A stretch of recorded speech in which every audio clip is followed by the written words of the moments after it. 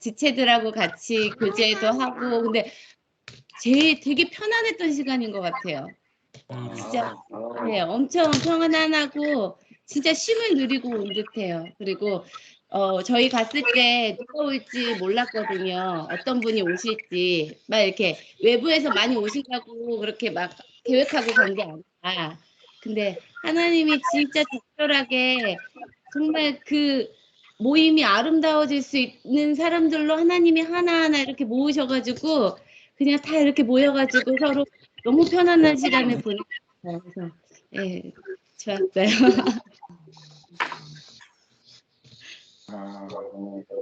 네.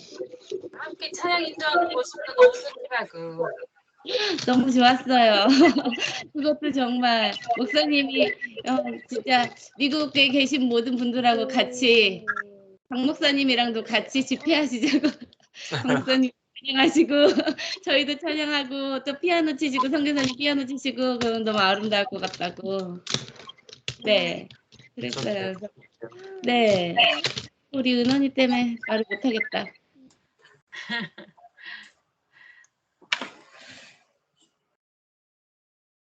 신사모님은 일찍부터 이렇게 귀한 복음의 메시지를 깨닫게 되고 하니까 얼마나 좋아요. 아유, 나중에 이제 한 뭐 10년, 20년 지나면 아주 제일 복음이 밝아질 것 같아요.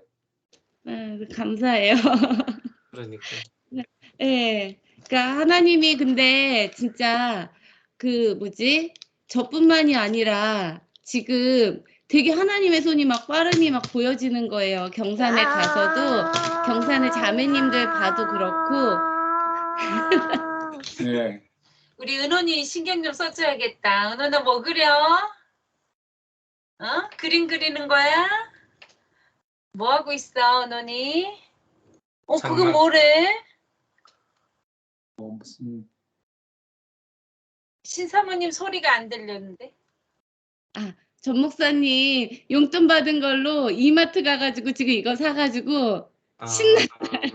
그치. 그걸 물어봐 줬어야 되는데 지금 못 물어봐 줘가지고. 우리 은원이 멋있다, 그거. 보여주고 싶었나 봐요. 보여드려? 은원이 좀 보여줘봐, 뭔지. 경산 자주 가야겠다. 응?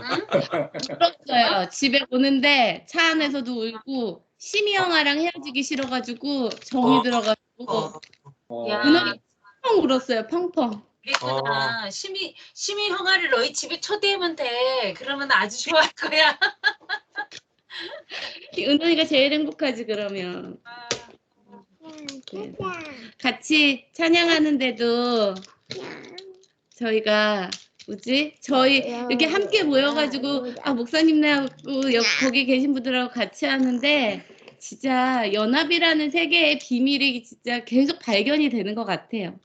예전에 저희가 알고 경험했던 그 세계와 다른 정말 그 은혜의 세계가 뭔지를 그러니까 막 알고 가는 게 아니라 진짜 경험하면서 이게 그 세계구나 하고서 더 알아가는 것 같아요. 좋은 시간이네요, 진짜. 그래. 그리고 저희는 뉴질랜드 못 가잖아요. 그러니까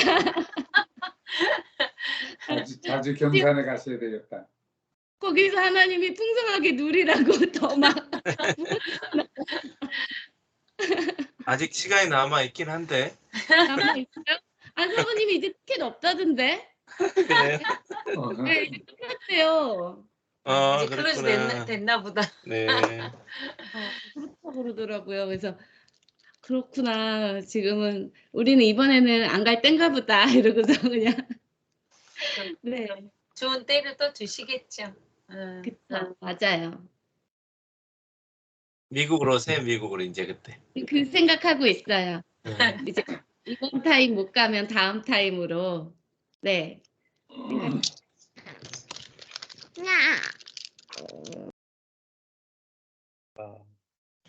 오늘 좀 4시로 1장 17절부터입니다. 제한 계시고 1장 하셨다 그랬어. 말씀을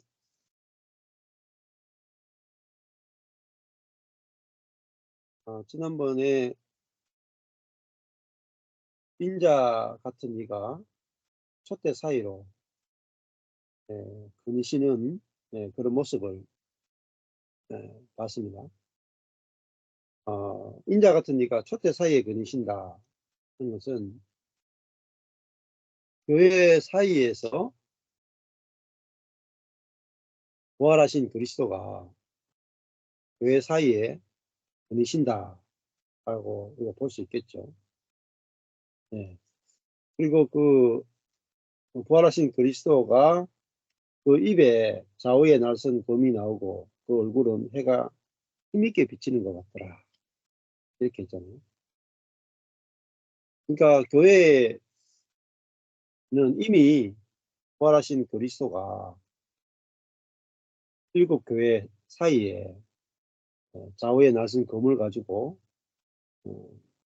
복음을 전파하시고 그리고 그 얼굴을 해가 힘있게 비추는 것 같이 자신의 영광을 비추신다 이 말입니다. 이렇게 이제 교회가 그리스도가 함께하는 그런 교회로 우리가 이제 보여지는 거고 아주 영광스러운 교회로 보여지는 거죠. 그래서 교회가 뭐 목사님이나 장로님이나 신학자나 또 유명한 어떤 사람이 중요한 게 아니고 7 교회 사이에는 인자 같은 이가 계시다 하는 것이 가장 중요하고 이 부활하신 그리스도가 통치하는 것이 어디냐 그게 교회란 말이에요. 그래서 이 요한은 교회 사이에 거니시는 그리스도 마치 에덴 동산에서 여호와께서 거니시는 것과 같은 그런 모습을 우리가 생각해 볼 수가 있고 또 교회를 통해서 이런 그 인자 같으니 영광스러운 부활하신 그리스도가 보여지고 들려지고 경험되고 누려지는 것들이 교회의 정체성이고 그게 진짜 교회다 이런 생각이 듭니다. 1장 17절에 보면은 내가 볼 때에 그렇죠? 뭘 봤느냐 인자 같은 일을 보게 됐죠. 그냥 우리가 그냥 교회를 보면은 뭐 너무 궁금하고 교회는 개혁의 대상이고 교회의 영광이 보이지 않을 때가 있어. 그런데 사도 요한이 눈이 열려서 교회 사이에 계시는 부활하신 그리스도를 보게 됐을 때 그 발 앞에 엎드려지게 됐다. 그러니까 교회 사이에 그리스도가 없는 게 문제가 아니고 촛대 사이에 인자 같은 이가 있는데 보지 못하는 문제라. 우리 인생도 인자 같은 일을 초청해야 되는 게 아니고 부활하신 그리스도를 초청해야 되는 것이 아니고 오셔달라고 봐달라고 기도해야 되는 문제가 아니고 촛대 사이에 계신 인자를 보는 문제입니다. 눈이 열려서 보는 문제죠. 그러니까 이미 계신데 우리가 못 볼 뿐이에요. 그래서 우리가 복음을 알게 될 때 우리의 눈이 열려서 촛대 사이에 계신 인자를 보게 되고 내 안에 계신 그리스도를 보게 되고 형제 안에 계신 그리스도를 보게 되는 거죠. 보게 될 때 우리는 그 발 앞에 저절로 엎드러지는 자가 된단 말이에요. 근데 못 보면은 우리가 엎드러질 수가 없죠. 그래서 요한 계시록이라 하는 것은 뭔가 보는 거잖아요. 뭔가 봤다. 하나님의 뜻을 보고 하나님과 그리스도와 성령을 봤다. 그래서 우리의 삶도 이미 이루어진 것을 보는 것이고 이미 주님이 계신 것을 보는 것에 따라서 우리 인생이 결정이 됩니다. 그럴 때 저절로 엎드러지고 죽은 자 같이 되었다. 시체와 네크로스, 시체와 같이 됐다. 그러니까 우리가 왜 시체와 같이 되느냐 했을 때 18절에 보면은 곧 산자라 내가 전에 죽었었노라 볼지어다 이제 새 세트로 살아있어. 우리가 살아있는 분을 만나니까 내가 죽은 자 같이 되는 거잖아요. 내가 내 자신을 막 죽이려고 애쓰는 게 아니고 내가 살아있는 분 만나면 야 내가 죽은 자로 저절로 발견이 돼버립니다. 저도 갈라디아서 2장 20절을 볼 때도 그렇더라고요. 예수 그리스도가 어떤 분이냐 나는 스스로 아무것도 할 수 없노라 하는데 하나님의 모든 능력과 지혜와 생명이 나타나신 분이 딱 알아지니까 야 나는 정말 죽은 자와 같구나 이게 알아지더라고요. 내가 스스로 뭔가 할 수 있다고 생각을 했는데 스스로 뭔가 할 수 있다라는 그 사람이 스스로 나는 아무것도 할 수 없노라 라는 그 참 사람 대신 그리스도를 딱 만나니까 아 내가 가짜로 살았구나 내가 거짓에 속아 살았구나 내가 죽은 자로 발견이 되더라. 그래서 우리는 우리 자신을 어떻게 변화시키는 게 아니고 하나님을 만나는 거죠. 하나님을 만나고 그리스도를 만나게 될 때 우리 자신이 어떤 존재인가 확연하게 이제 비춰지게 되고 알아지게 되고 내가 창조주를 만나니까 비로소 내가 피조물인 걸 알게 되고 전능하신 분을 만나니까 내가 먼지인 것을 알게 되는 거죠. 또 아버지를 만나니까 내가 아들인 걸 알게 되고 신랑 대신 예수를 만나니까 내가 신부인 것이 알아지게 되는 것처럼 우리는 우리 자신을 봐가지고는 내가 누구인지 알 수가 없어요. 내가 내 자신을 막 들여다보고 다른 사람과의 관계에서 다른 사람과의 비교해서 내가 누구인가 이렇게 봐가지고는 나 자신을 절대 알 수 없습니다. 진짜 내가 누구인가는 그리스도를 만날 때 그리스도를 만날 때 내가 누구인가 알게 됩니다. 하나님을 만날 때 내가 누구인가를 알게 되는 거죠. 사도 요한이 그리스도를 탁 부활하신 그리스도를 탁 만나니까 야 나는 아무것도 아닌 자구나 해서 그 발 앞에 엎드려지고 죽은 자 같이 되었다. 그래서 우리도 마찬가지죠. 이사야도 화로다 나여 내가 죽게 되었다 이렇게 말하잖아요. 이사야가 자기는 다른 백성들과 비교해 보니까 자기는 살아있는 자 같고 자기는 거룩한 자 같았는데 거룩하다 거룩하다 거룩하다 하시는 그분을 만나니까 자기는 감당할 수 없는 죽어 마땅한 죽어 있는 존재로 자기 자신이 딱 보였다. 입술이 부정한 자로 자기 자신이 딱 보여졌다. 자기가 얼마나 부정한 자인가 거룩하신 분 앞에 가니까 부정함이 드러나는 거 아니겠어요? 자, 우리가 뭐 아이들끼리 막 밖에서 뛰놀 때는 전혀 더러운지 몰랐는데 집에 딱 돌아오니까 부모님 앞에 딱 가니까 자기가 엉망이라는 게 딱 보여지고 목욕탕으로 바로 직방에 들어가잖아요. 마찬가지로 우리가 사람을 봐가지고는 내가 누구인지 안 보인단 말이에요. 그래서 그리스도를 바라봐야 되는 것이 예수님이 이 땅에서 어떤 삶을 사셨는가를 깊이 보게 되면 우리 자신이 확실하게 우리 옛사람이 확실하게 보여집니다. 재판을 받을 때도 죄가 없는데도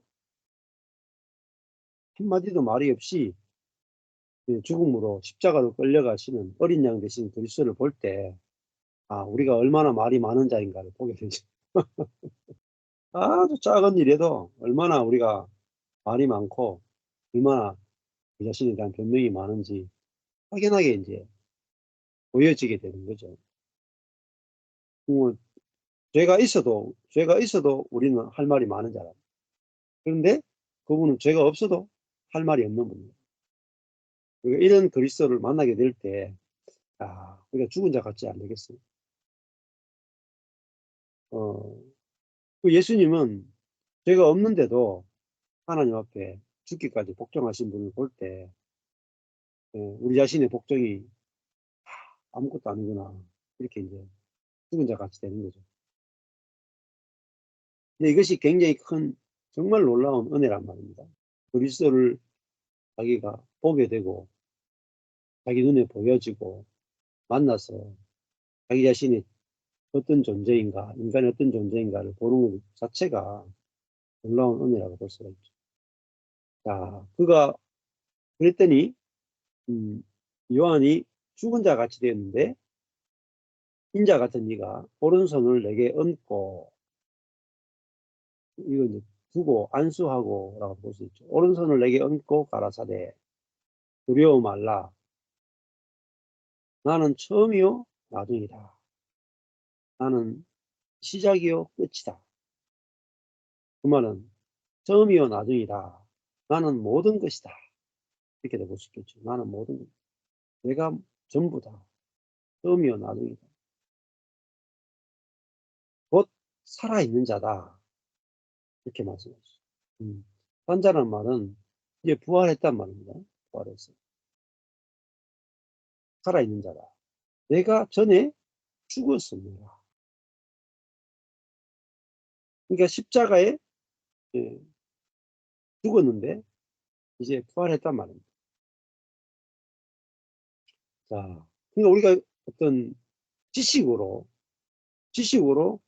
예수님이 부활했다 하는 것을 아는 거하고 요한처럼 정말로 자기 눈앞에 부활하신 그리스도가 보이는 것은 완전 다른 차원이죠. 그러니까 의문의 차원과 실제의 차원은 다르죠. 이렇게 자기 눈앞에 죽었다가 부활하신 그리스도를 직접 만나게 될 때 자기는 죽은 자 같이 됐잖아요. 바울도 마찬가지죠. 다메섹으로 갈 때 부활하신 그리스도를 직접 만나게 될 때 자기는 소경이 되고 죽은 자 같이 됐잖아요. 우리가 그냥 그리스도에 대해서 아는 거하고 들은 거하고 보는 것은 다른 세계라고 보죠. 오늘 아침에도 로마서 말씀을 조금 전에 하고 30분 쉬고 다시 두 번째 그러니까 사람은 밭과 같습니다.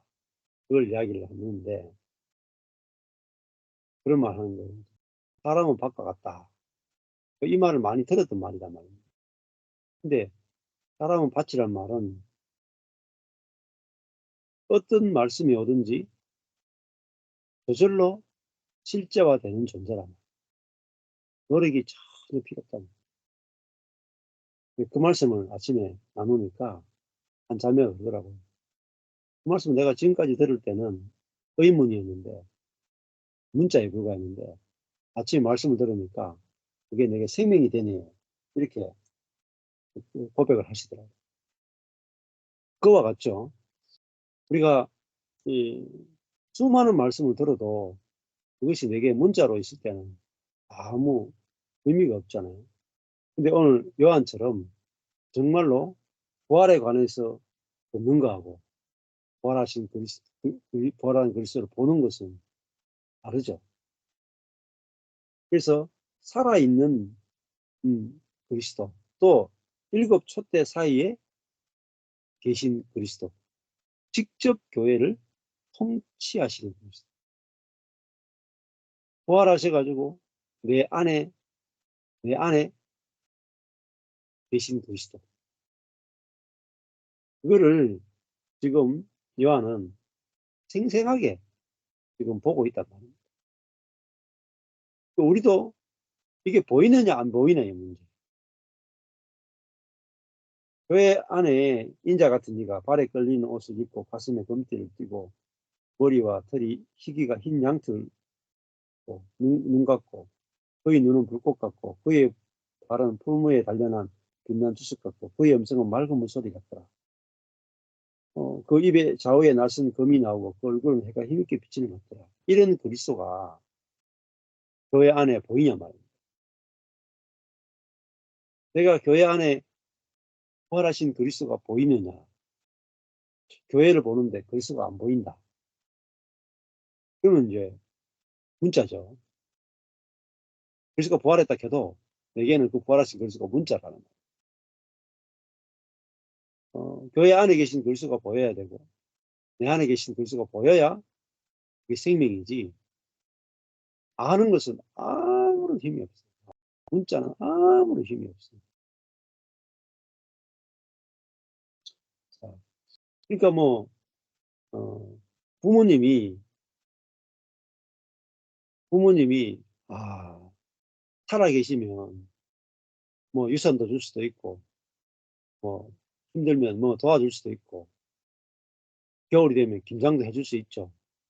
근데 부모님이 뭐 내 생각에서는 부모님이 살아있는 것 같습니다. 이래도 부모님이 돌아가셨으면 아무 힘이 없잖아요. 김장을 담아줄 수가 없잖아요. 마찬가지로 우리가 똑같은 그리스도를 믿는단 말이에요. 교회에 나오는 사람들이 십자가에 죽으신 예수도 알고 부활하신 예수도 알고 승천하신 예수도 알고 성령을 보내신 예수도 다 들었어요. 다 들었는데 듣기는 들었는데 본 건 아니다. 보지 못했기 때문에 뭐 아나 모르나 아무 상관이 없는 거예요. 내 삶과 그리스도의 죽음과 부활과 승천과 성령을 보내신 그 일이 내게 알긴 아는데 내게 전혀 영향을 못 미쳐. 이게 보는 거하고 다르잖아요. 보는 거. 봤다는 말은 내게 즉시 효과를 일으켜요. 그래서 요한이 딱 보자마자 내가 죽은 자 같이 되고 그분 앞에 저절로 엎드러지고 그리고 그분이 보이니까 교회를 바라보는 게 달라지죠. 교회를 바라보는 것이 금초대로 보인단 말이에요. 교회가. 금초대. 그전에는 양초로 보였는데 양초처럼 보였던 그 교회가 금초대로 보인단 말이에요.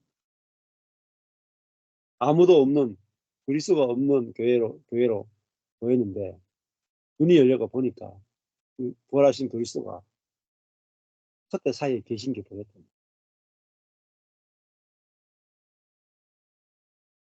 그래서 무엇보다도 눈이 밝아지는 것이 너무 중요한 겁니다. 근데 자아로는 안 보입니다. 이 자아가 가짜구나 할 때 성령으로 말미암아 부활하신 그리스도가 보이고 촛대 사이에 계신 그리스도가 보이고 그런 거잖아요. 우리가 우주적 교회를 이야기하는 것도 교회 안에 계신 그리스도를 우리가 발견하고 보는 거예요.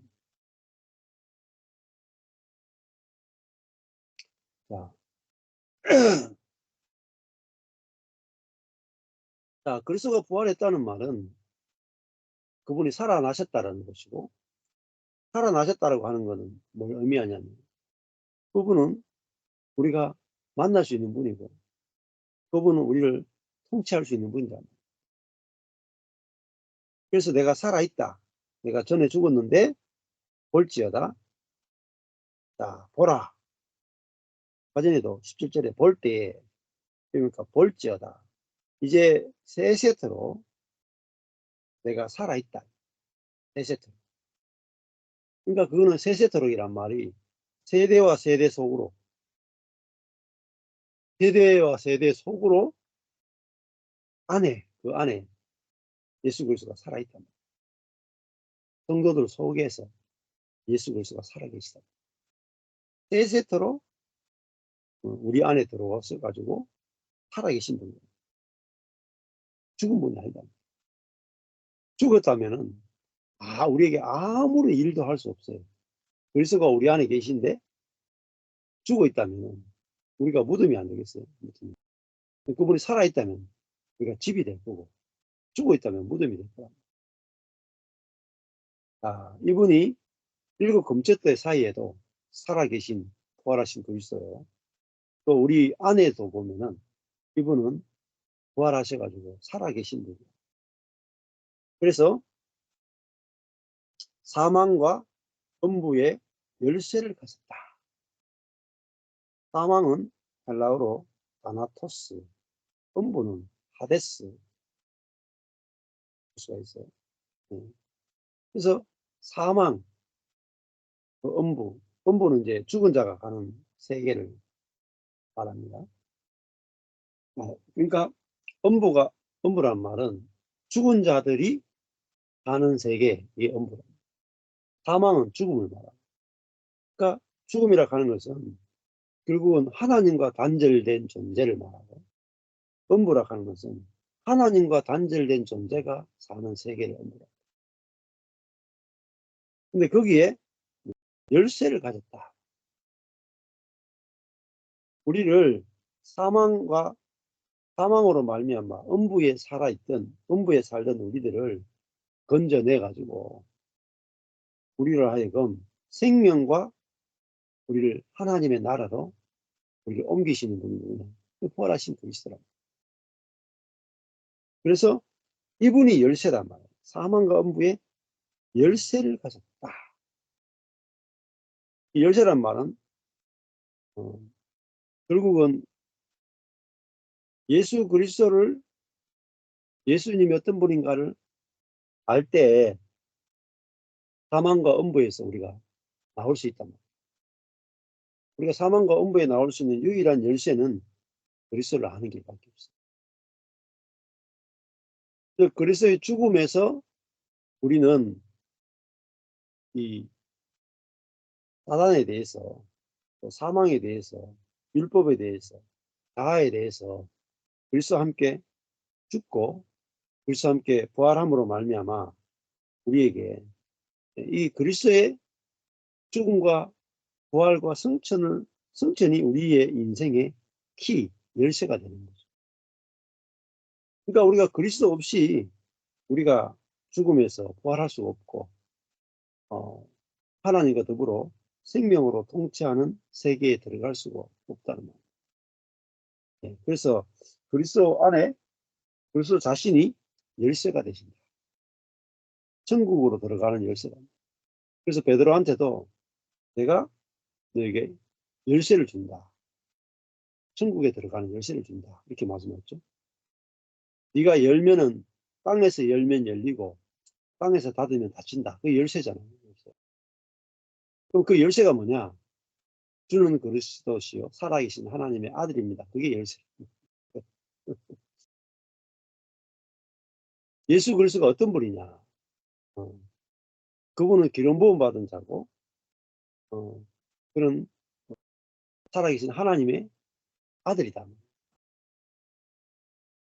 그 그리스도가 하나님의 참 아들로 보이면 우리도 참 아들이 어떤 존재인지 알게 되고 하나님의 아들로 사라지게 된단 말이에요. 그러니까 나는 스스로 아무것도 할 수 없다 라고 말하는 이분이 하나님의 아들이다 말이에요.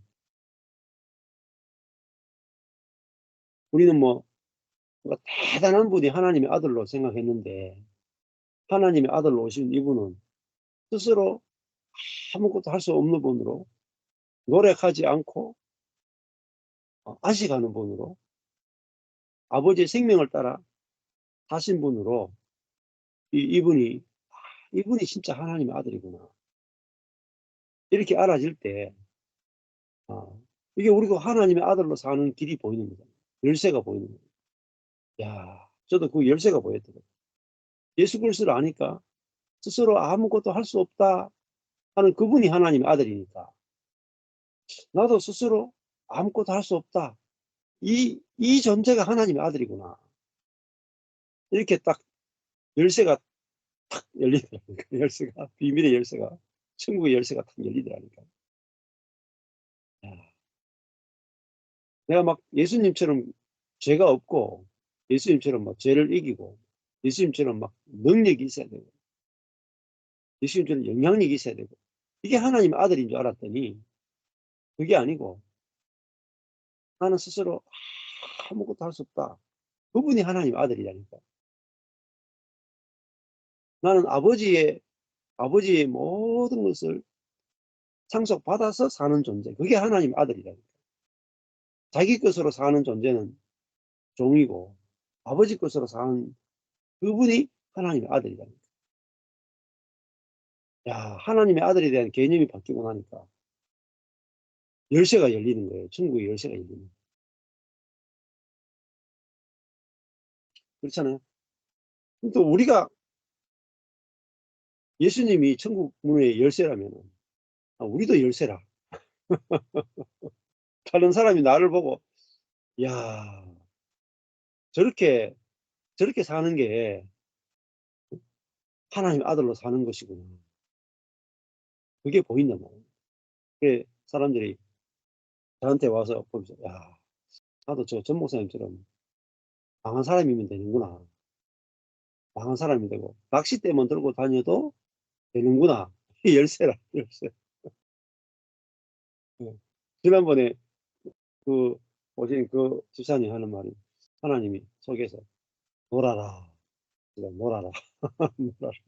일하지 말고 놀아라. 그 놀아라는 말이 무슨 말인가 자세히 생각했더니 전 목사님이 몇 년 동안 낚싯대만 들고 다니면서 쉬었던 게 생각나더라고요. 야, 오늘부터 나도 하나님 안에서 놀아야 되는 거야. 하나님 안에서 안식하는 거구나. 그래서 천국이구나. 땀을 흘리지 않고 저절로 되니까 이게 천국이구나. 이 열쇠를 발견했다. 천국 열쇠를. 내가 천국이 뭐냐? 안식이에요. 천국이 안식의 나라예요.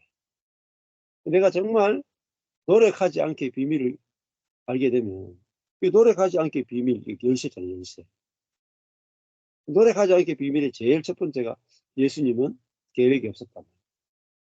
예수님은 하나님을 위해서 일하려고 하는 플랜이 없었다. 그냥 자기 안에 하나님의 생명이 있으니까 그냥 나가면은 어떤 상황을 만나고 사람을 만나면 하나님의 생명이 나온단 말이에요. 하나님의 생명이 계획이고 플랜이에요. 그러니까 결국은 예수 그리스도 자신이 천국의 열쇠예요. 예수를 십자가 못 박힌 예수 그리스도를 분명하게 보면은 그분 자신이 열쇠예요. 그분이 부활의 첫 열매가 되셨죠. 그분이 첫 새로운 피조물이에요. 그러니까 그분을 볼 때 우리가 하나님이 우리를 새로운 피조물로 만들었다는 의미가 뭔지도 알게 되고 복음을 정확하게 보게 되는 거죠. 그래서 내 눈앞에 예수가 명확하게 보이면 천국이 열려요. 하나님 나라가 열린다. 그래서 제가 요한복음에서 나는 아무것도 아니다. 나는 아무것도 아니다. 예수님 이런 예수를 제가 생각해 본 적이 없어요. 나는 아무것도 아니다. 나는 스스로 아무것도 할 수 없다. 이 예수는 내게 너무나 생소한 예수였다. 한 번도 생각해 보지 못한 예수였다. 완전히 예수의 재발견이라. 예수의 재발견. 이 예수님을 딱 알고 나니까 야, 그렇구나. 예수님은 100% 성령으로 사시는 거예요. 자기 것으로 자기 것은 하나도 없이 100% 성령으로만 사시는 분이 바로 예수구나. 이게 딱 알아지니까 성령으로 살기 위해서 노력한 분이 아니고 자기 것이 없으니까 저절로 성령으로 살 수밖에 없는 분이구나. 이게 알아집니다. 그 예수님이 딱 보이니까 그 다음에 바울이 이해가 되는 거예요. 바울이 어떤 예수를 봤을까? 바울이 스스로 아무것도 할 수 없는 예수를 본 거예요. 그런데 하나님의 모든 지혜와 능력과 사랑이 다 흘러나온 예수를 본 거예요. 그러니까 바울도 내가 그리스도와 함께 죽었다면 내 안에 예수가 산다는 말은 내 안에 성령이 산다는 말. 그 예수 한 분을 알았는데 모든 인간이 다 알아지고 진짜 내가 누구인가를 알게 되고 하나님 어떤 분인가를 알게 되는 거잖아요. 그래서 예수를 아는 게 열쇠예요, 열쇠. 사망과 음부를 닫을 수도 있고 열 수도 있는. 예수를 모르면 사망과 음부가 열리고 예수를 알면 사망과 음부가 닫혀요. 아, 그래서 스티브 맥베이가 그 노력하지 않게 비밀 거기서 나오는 글들이 보통 글이 아니에요. 우리가 모르는 예수를 소개한다. 한 번도 생각해보지 못한 예수를 소개한다. 이 예수를 알게 되면은 십자가에 옛사람이 죽은 예수, 십자가에서 옛사람이 죽은 예수, 부활로 말미암아 새로운 피조물로 부활된 예수. 이 예수를 알아야 되고, 그래서 성경을 볼 때도, 신약 성경을 볼 때 예수를 깊이 생각해요. 예수님을 깊이. 그 안에 내가 누구인가라고 하는 답이 딱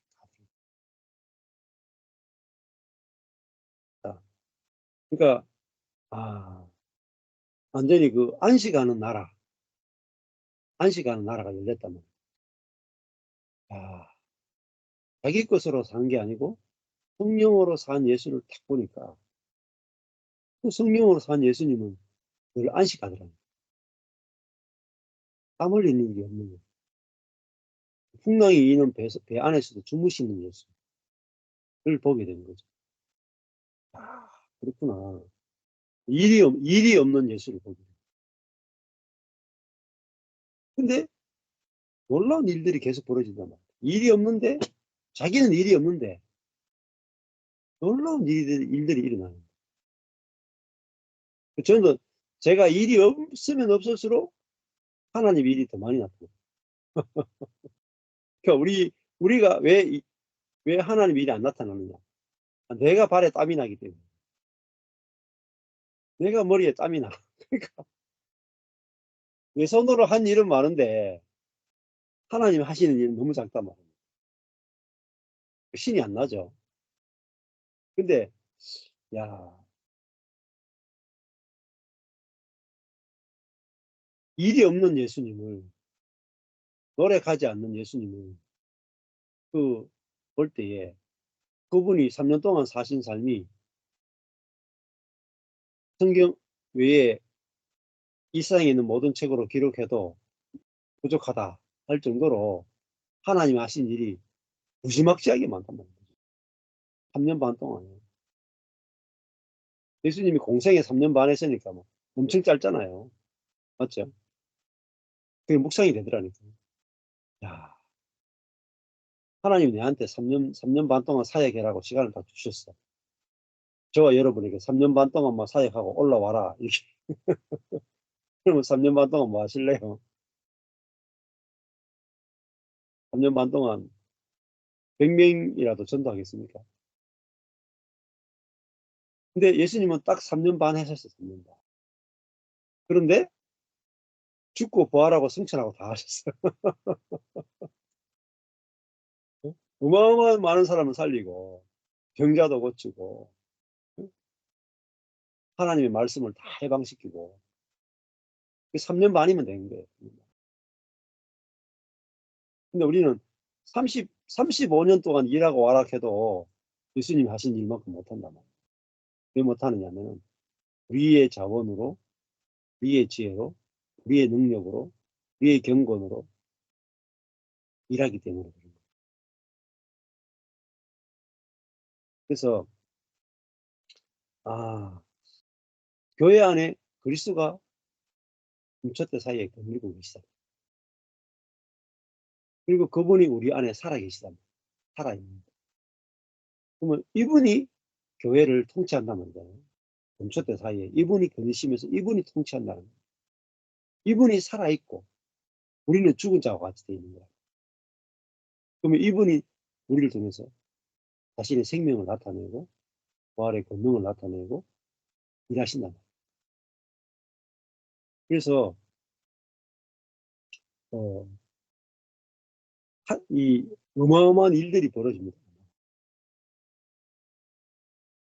그래서 뭐 저도 일이 없어요. 그냥 하나님이 이끄신 대로 가는데 막 일들이 일어난단 말이에요. 이번에 박성진 목사님 뭐 2박 3일 우리 경산에 왔는데 제가 뭐 준비한 게 하나도 없어요. 준비.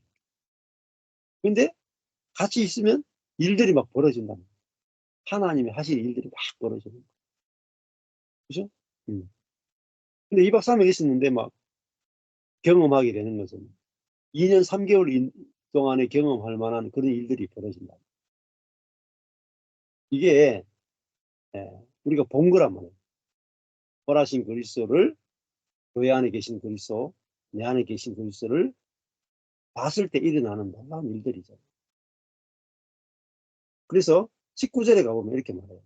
그러므로 네가 본 것과 뭘 기록해야 되느냐?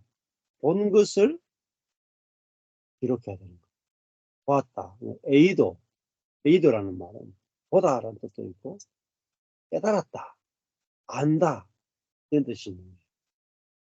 네가 보고 깨닫게 된 것, 네가 정확하게 알게 된 것, 경험한 것, 네가 보고 경험하고 깨닫게 된 것과 이제 있는 일과 장차 될 일을 기록하라. 그러니까 지금 있는 일, 현재 경험하고 누리는 일, 또 장차 앞으로도 이루어질 일을 기록하라. 해서 요한이 이걸 자기가 본 것을 기록으로 남기게 되죠. 그랬을 때 이 기록이 오늘날까지 2000년까지 이어져 오게 된 거죠. 그래서 이 말씀 사역이 중요한 겁니다. 사도 요한은 100년도 못 살고 죽었지만은 2000년, 1900년 동안을 요한계시록이 우리에게 전달되는 그 일을 하게 된 거잖아요. 그래서 우리도 죽어서도 계속 사역하는 비결은 말씀을 전하는 거예요. 진리의 말씀을 해방시켜 놓으면은 내가 죽어도 그 말씀이 일을 합니다. 말씀이 일을. 지금 요한은 죽었어도 주님의 품에 있어도 요한이 기록한 요한계시록이 말씀이 일을 하잖아요. 말씀. 그래서 우리도 내가 막 일하는 것보다 말씀을 듣고 깨달았고 하나님이 열어주신 그 말씀을 증거해 놓으면 그 말씀이 막 일을 한다. 그래서 말씀이 일하게 해야 돼요. 그래서 제가 유튜브에 이거 다 올리는 이유는 제가 일하는 게 아니고 말씀이 일하도록 하기 위해서 말씀을. 사역의 주체가 말씀이에요. 우리 자신이 아니에요. 그래서 지금 요한에게 기록하라. 그래서 어떻게 돼요? 7 교회에 이 말씀을 요한계시록의 말씀을 돌리라. 사도 요한이 가는 게 아니고 뭐가요? 말씀이 가는 거예요. 말씀이 가서 7 교회가 그 말씀으로 인해서 살아나는 거예요. 그래서 우리도 7 교회에 전할 말씀이 있어야 돼. 7 교회에. 그래서 내가 명확하게 하나님과 예수님과 성령님에 대해서 복음에 대해서 명확하게 본 것이 있어요.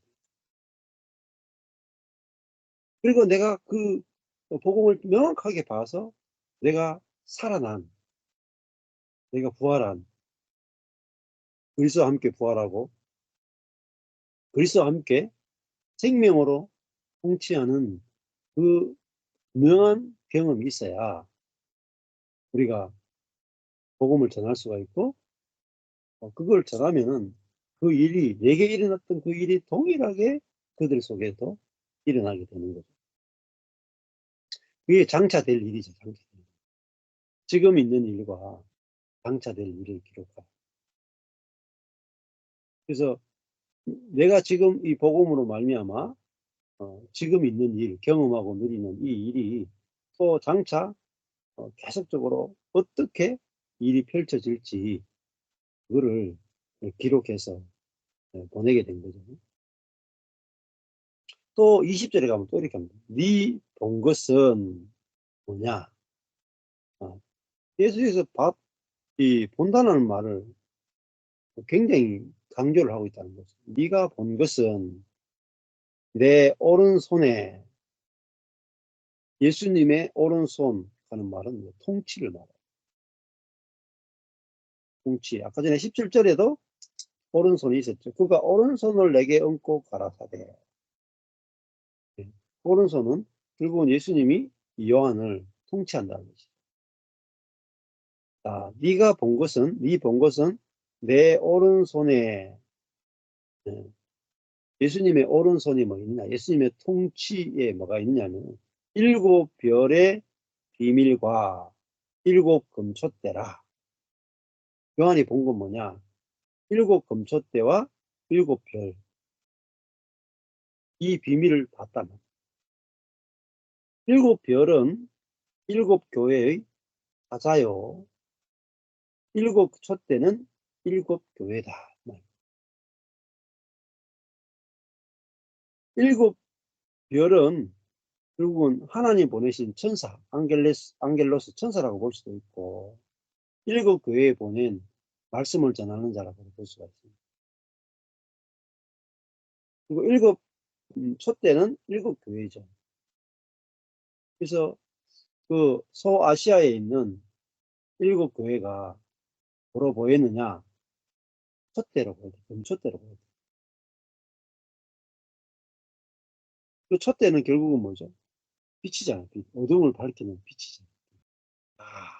교회는 하나님의 생명으로 빛을 비추는 게 교회구나. 이게 보였단 말이에요. 이 교회의 본질이 보였단 말이에요. 교회는 하나님의 생명의 빛을 비추는 게 교회구나. 교회의 정체성이 딱 보였단 말이에요. 그리고 그것을 위해서 뭘 보냈어요? 7별을 보냈다는 거예요. 별도 어둠을 밝히는 빛이죠. 어둠을 밝히는 빛이고 또 이 별을 보고 길을 찾아가기도 하고 그런 거잖아요. 어둠 가운데 길이라고 볼 수도 있고. 네. 그래서 그 7 사사를 보내는 거잖아요. 7교회에 하나님이 7 천사를 보냈단 말이에요. 하나님이 7교회에 사사를 사사를 말이에요. 뭐예요? 별과 같이 어둠 속에서 빛을 비춰주고 길을 알려주는 7 사사를 보냈단 말이에요. 그러니까 그리스도는 교회를 어떻게 통치하시냐면 7별을 보내서 통치하신다. 말씀을 전하는 자를 보내서 그 교회를 다스리는데 오른손, 그러니까 7 사사를 통해서 통치하신다는 거예요. 그래서 주님은 교회에 7 사사를 보내기 원합니다. 교회마다 생명의 말씀을 가진 자를 보내서 빛을 비춰주고 길을 알게 해주고 그래서 그 교회를 직접 그리스도가 직접 교회를 다스리고 통치하게 원하십니다. 그리고 7 사자는 결국은 예수님의 입에서 나오는 좌우의 날선 검과 같은 말씀을 가지고 가는 거죠. 좌우의 날선 검. 영과 혼을 찔러 쪼개는 그 좌우의 날선 검을 갖고 가서 그 말씀이 결국은 교회를 통치하게 하는 그게 7별이라고 볼 수가 있죠. 그래서 무엇보다도 이 별도 빛을 말하고 촛대도 빛을 비추는 거죠. 이게 이제 결국은 생명의 빛이다라고 볼 수 있어요. 빛은 곧 진리고 말씀인데 어떤 진리의 말씀이냐? 생명의 말씀. 그걸 말하죠. 촛대를 보면 우리가 알 수 있는 게 있습니다. 촛대가 이렇게 7개 가지로 되어 있어요. 가지. 그리고 이 촛대가 금을 금 한 덩이를 가지고 딱 쳐가지고 딱 만들어내는 게 이 촛대거든요. 다 붙어 있는 거예요. 분리가 되지 않아. 완전한 연합을 상징하는 촛대가.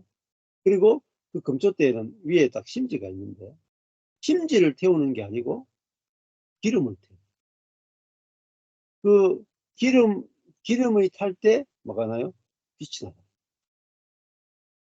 그러니까 기름을 태우는 게 등대예요. 그 기름이 뭐냐면 성령입니다. 성령이 타오를 때, 예, 그 심지가 탈 때는 불빛이 약해요. 그리고 끄름이 나고 빨리 꺼져요. 그런데 기름, 심지에는 인간의 육을 상징하고, 심지에다가 기름이 묻어가지고 기름이 타면은 불이 밝고 오래 가고 끄름이 나잖아요. 심지는 계속 있어요. 그게 뭐냐? 그게 결국은 모세가 떨기나무가 타는데 떨기나무가 타지 않는 그 영원한 불을 본 게 바로 이 금촛대를 본 거고 똑같은 거예요. 그래서 근데 교회는 결국은 육의 열심을 태우는 게 아니라면, 육의 열심을 태우면은 끄름이 나고 빨리 식게 되고 빛이 약해. 그러나 교회가 생명의 성령이 공급되어지고 생명의 성령이 거기서 나타나게 될 때 아주 밝은 빛을 비추게 되고 꺼지지 않게 되고, 그런 이제 아주 향기도 난단 말입니다. 그게 교회의 정체성입니다. 금촛대. 그 금으로 만들어지니까 이렇게 빛이 쫙 비치면 얼마나 번쩍번쩍거리게. 또 금이라는 말은 얼마나 가치가 있어요. 가치가. 이 교회를 봤단 말이에요. 그 다음에 예수 그리스도는 어떻게 통치하시는가? 부활하신 그리스도는 지금 부활해가지고 뭐 하고 계시는가? 주무시고 계시는가? 하늘에 앉아가 놀고 계시는가? 그게 아니고 부활하신 그리스도는 교회 사이에 계시다. 우리 안에 계시단 말이에요. 그리고 부활하신 그리스도는 교회마다 사사를 보내시고 또 교회를 지켜보시고 교회를 정결케 하는 일을 하시고 교회를 통치하고 계신단 말이에요. 이 그리스도가 우리가 보여야 됩니다. 이게 보여야 우리가 그 그리스도를 전하게 되고 교회에 가서 이야기하게 될 거 아니에요. 여러분, 우리 교회 안에 주님이 인자 같은 이가 불꽃 같은 눈으로 해같이 빛나는 얼굴로 좌우에 날씬 검을 가지고 우리와 함께 계시고 우리를 통치하고 계십니다. 여러분, 이런 교회가 보이십니까? 그리고 주님께서는 이 7 별과 같은 사자를 보내길 원하시고 지금도 보내고 계시고 그 7 별을 통해서 교회를 다스리시는데, 그 오른손에 7 별이 있다. 그게 뭐 있어요? 오른손에 있는 7 별로 7 금촛대 같은 교회를 오른손으로 다스리신단 말이에요. 예수님의 통치의 도구가 뭐냐? 7 별이에요. 그러니까 생명의 빛을 비추는 그리고 복음의 빛을 비추는 그 예수님이 보낸 사람, 복음을 전하는 그 사람을 통해서 예수 그리스도는 교회를 통치할 수 있는 겁니다. 근데 이 일곱 별과 같은 사람이 없으면 교회가 통치가 안 돼. 그러니까 이 생명의 말씀을 전할 수 있는 일곱 별이 예수님의 통치의 수단입니다. 이 교회는 일곱 별이 진짜 중요하고, 어둠을 밝히는 이 길을 보여주는 그 별. 그래서 좌우의 날선 금과 같이 영과 혼을 찔러 쪼갤 수 있고 생명과 선악과를 찔러 쪼갤 수 있는 이 사람을 통해서 주님은 말씀을 가진 사람을 통해서 교회를 다스리고 계신다. 이 예수를 우리가 알아야 된다. 자, 이 예수를 알아야 우리가 부활하신 그리스도를, 또 우리 가운데 살아 계신 그리스도를 분명하게 경험하고 우리가 누릴 수 있게 되는 거죠. 자, 이거는 우리가 뭐 해야 되는 게 아니라 오늘 보는 것이다. 이렇게 이야기를 했어요. 그래서 야, 교회가 얼마나 중요한가. 예수 그리스도가 세상을 다스릴 때 이제 에베소서 가보면은 이렇게 이야기해요. 에베소서 가보면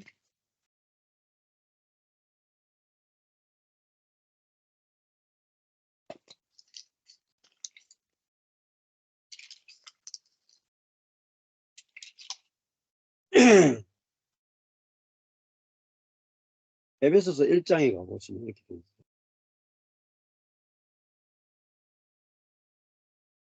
에베소 1장 20절부터 보시면은 그 능력이 그리스도 안에서 역사하사.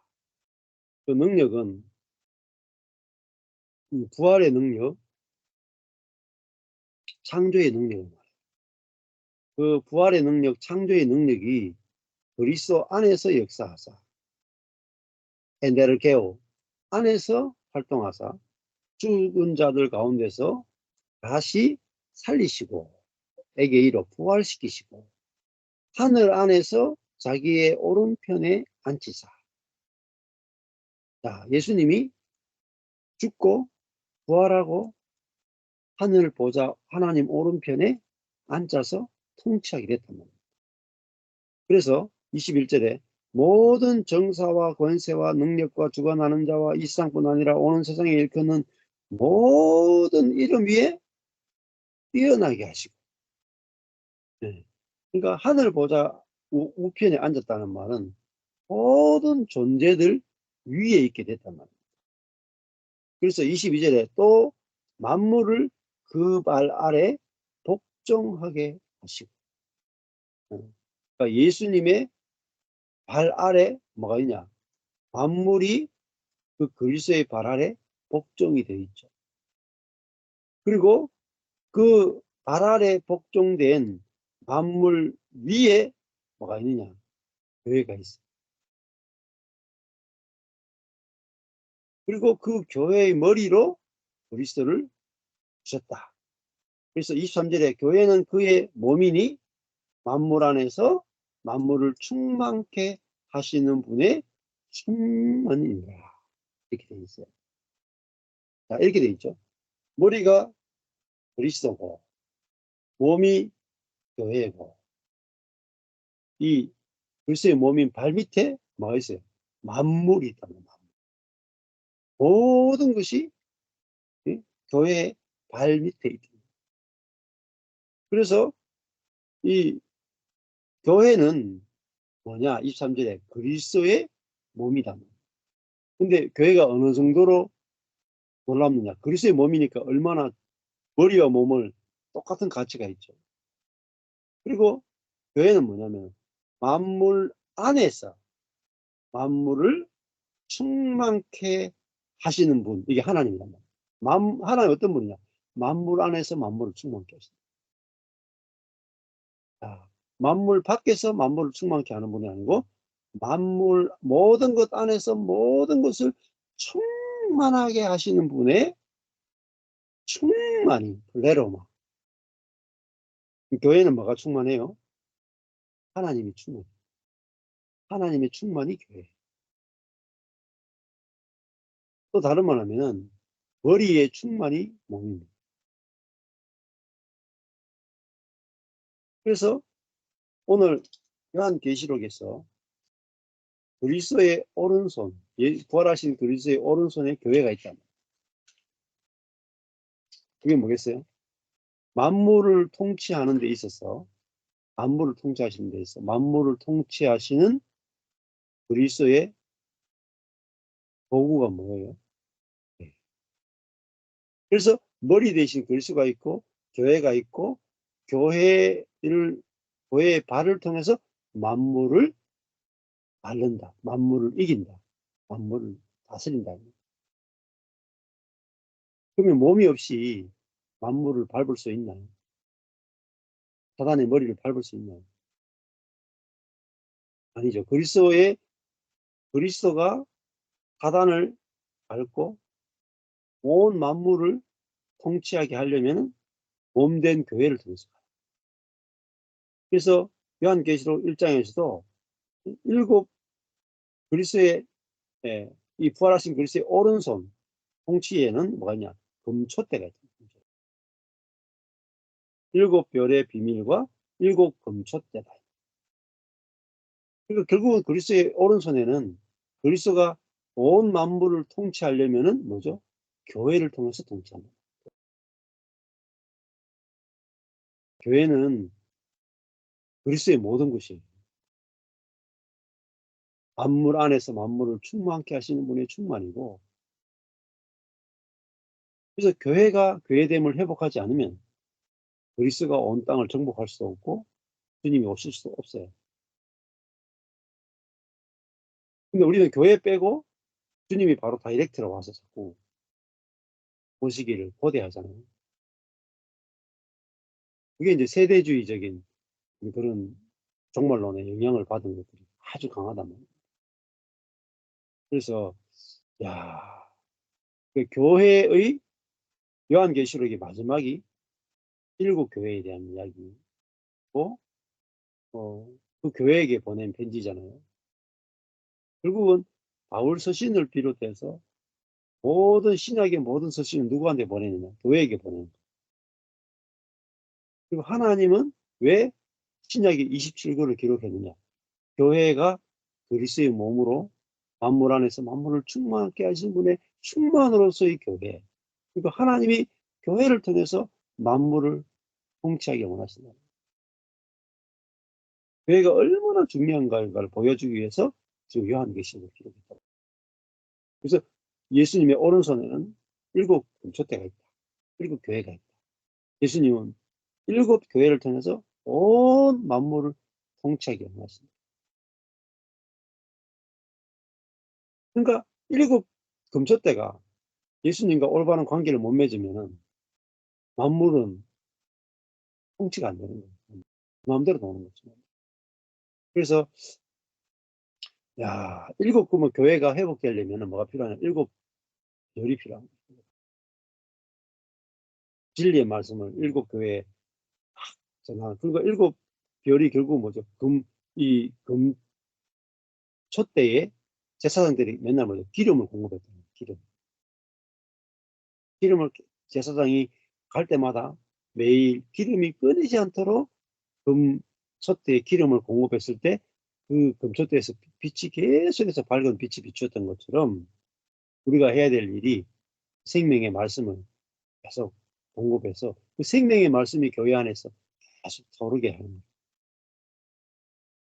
그것이 뭐냐면은 그리스도가 교회를 통해서 만물을 통치하는 유일한 수단입니다. 그것이 우리가 그리스도의 통치에 동참하는 겁니다.